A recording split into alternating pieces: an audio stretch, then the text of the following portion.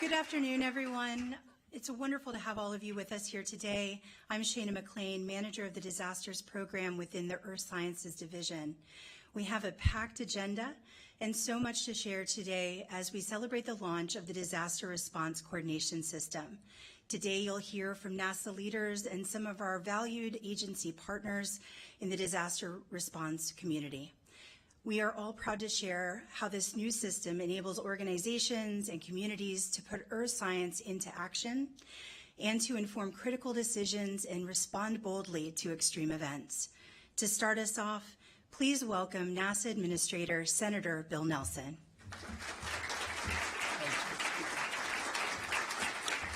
Good afternoon. When you look back at Earth from the window of a spacecraft, it's a remarkable sight. You see that the planet is not only beautiful, it's so colorful, it's so creative, it's suspended in the middle of nothing, and yet it looks so fragile. It's precious, it's delicate. And you see, and you have the realization that we're all in this together. We are citizens of planet Earth. You don't see the borders. You can see, obviously, the geographical borders. You don't see the political borders. You don't see religious division. You don't see racial division. You see our home. And when you have that kind of view, there's actually a label for it. It's called the overview effect. And every space flyer has it. What it did for me, it made me more of an environmentalist. It made me want to be a better steward of this God-given creation that we call home. And so recognizing that it's our only home, maybe it's up to us to protect it. So NASA, in addition to being a space agency, is an aeronautics research agency. It's also a climate agency, and that's because of all the instruments we have up there and that what have been observing Earth for the last 60 years. The data, the images from more than 24 satellites, it confirms what you and I are seeing right here on Earth. There is a flood today in Miami, Florida. 20 inches of rain within a short span of time. There are droughts, there are heat, there are fires, there are earthquakes and landslides, there are tornadoes, there are storms and hurricanes. Back in the 90s, I had been elected as the state treasurer, which was also the insurance commissioner. And I'll never forget, 1995, I saw a satellite photo of the Atlantic between the coast of Africa, the Caribbean, and Florida. And there were 5 hurricanes in a line, as if they were on final, coming to my state. And some of them hit my state. And of course, that was after we had been taught the lessons in 1992 from Hurricane Andrew, the monster that fortunately didn't hit downtown Miami. It hit southern Dade County, but it was a Category 5. I'll never forget flying in a Coast Guard helicopter after the hurricane. Everything was leveled. 2 structures that were still standing in downtown Homestead.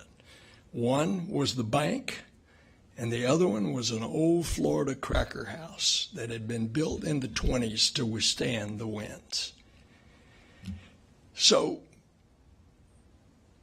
you piece all this together, we're in a climate crisis. May, the month of May, was the hottest May ever on record. And that's in a 12th month-over-month record in a row. The heat is hitting hard in Arizona, California, Nevada, Texas, communities all around the world. And of course, hurricane season is starting up. And we're going to have more storms than normal this year. In fact, the World Economic Forum named extreme weather as the leading threat over the next decade to global well-being. And so it's easy to see why. The planet is ramping up to an average of 1.5 disasters per day. And when a disaster strikes, all of your agencies are there. So is NASA to help at home and around the world. And so as these challenges from extreme weather grows, so too does the value of not only NASA's, but your agency's capability to observe the Earth and to provide comprehensive, sophisticated, critical data to the teams on the front lines. Now, we've done so for over 60 years. We've done so for teams like those in your agencies, the U.S. government partners and the international partners that are here present today in this room.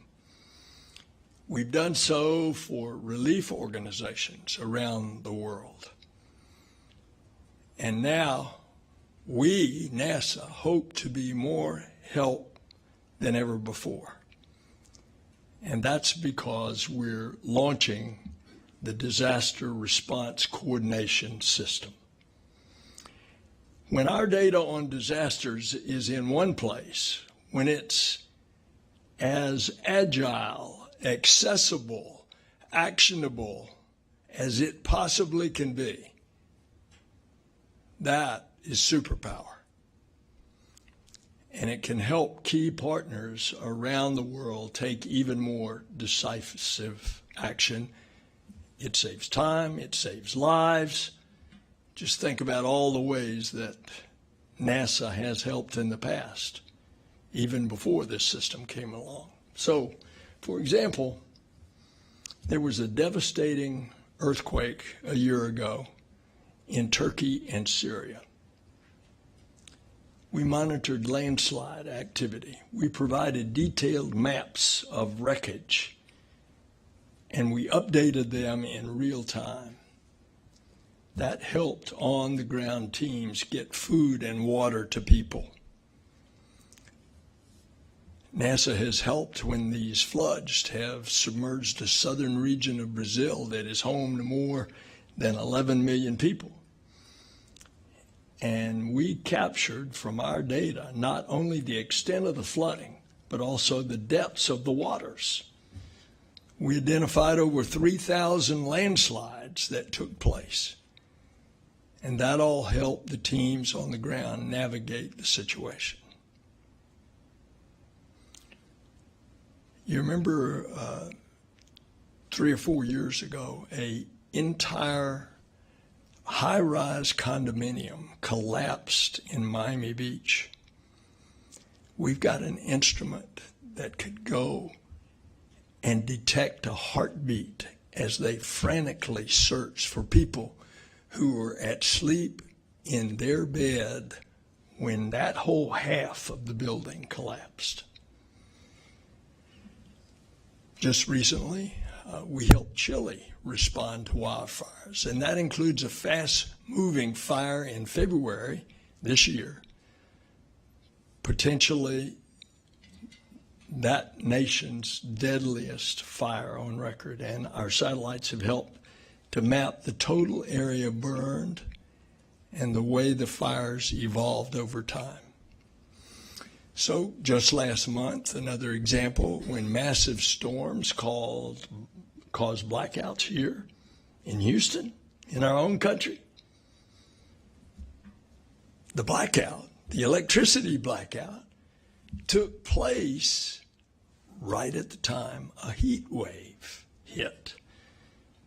Now, if you've ever been through a hurricane and the electricity's out, and guess what comes next? The heat. Well, that's what happened without a hurricane in Houston. And we've got data we call black marble data, which helps produce images of the Earth at night. And from that data of what the Earth looks like normally with the lights, and then what it looks like after the blackout, we could help first responders size up where they needed to go in the city because of the blackout. And that's data from space. And it helped assist people most in need and most at risk. And it was the first time that we were activated to respond to an extreme heat event. And so these are just some of our NASA capabilities that this system will make stronger. And by the way, our Earth Information Center, which the physical location's the other end of this building, but it's also available to anybody, anytime, on earth.gov. Soon, it's going to incorporate this data on the new disaster dashboard.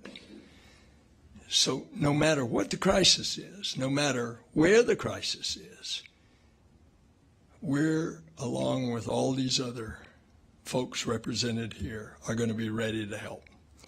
And the power and effectiveness of disaster response often comes down to getting the right data to the right people at the right time in the right way. And that's what this system is all about. It's a one-stop shop for game-changing data. It'll help you, our key partners, when disasters come. And that means we can save time, we can save lives. Together, we can do this. So, Karen St. Germain, I turn it over to you.